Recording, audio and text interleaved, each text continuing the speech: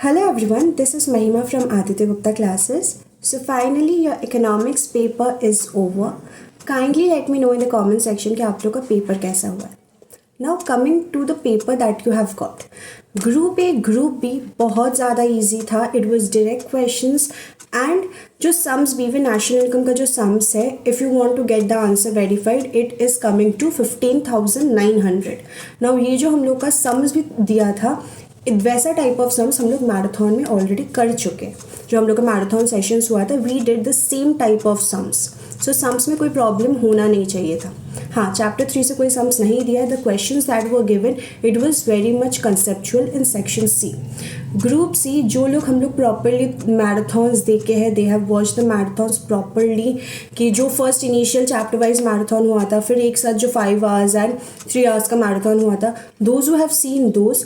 Group C भी थोड़ा समझने का था questions. That is what I always say कि इकोनॉमिक्स में डायरेक्ट क्वेश्चंस पाना is very very difficult. Questions बहुत ज़्यादा कंसेप्चुअल होता है. You need to understand the keywords कि what it is trying to be said to you, what it is actually trying to ask. So that was your group C. Now group C में number 6 वाले question में बहुत लोगों को doubts है कि उसमें करना क्या है. Now when I was teaching chapter 4 में IS कर्व में बार बार बोली थी, IS कर्व डायरेक्ट क्वेश्चंस नहीं भी आ सकता है, राइट. उसमें कमोडिटी मार्केट अगर पूछे, मतलब they are asking for IS curve. अब IS कर्व जब हम लोग का सेक्शन जो 6 पार्ट ए में IS कर्व है, उसके रिलेटेड ही बाकी क्वेश्चन ही होगा. तो नेक्स्ट जो क्वेश्चन था उसमें एक में हम लोग को I of R plus G जो हम लोग का कर्व हम लोग बनाते हैं IS कर्व में, those who are doing 4 quadrant diagram. मैं स्पेसिफिकली मेरे स्टूडेंट्स को बोलती हूँ 4 क्वाड्रेंट डायग्राम बनाने के लिए, बिकॉज IS एंड LM का 4 क्वाड्रेंट डायग्राम बोला जाता है for a specific reason. Single quadrant बनाने में वहाँ पे मार्क्स रिडक्शन होना इट इज़ मैंडेटरी. सो वहाँ पे जो I of R plus G वाला कर्व होता है, उसको सिर्फ शिफ्ट इंक्रीज डिक्रीज करके हम लोगों को IS कर्व को स्टीपर और फ्लैटर दिखाना था in the next 2 portions. That was just the changes that you had to do.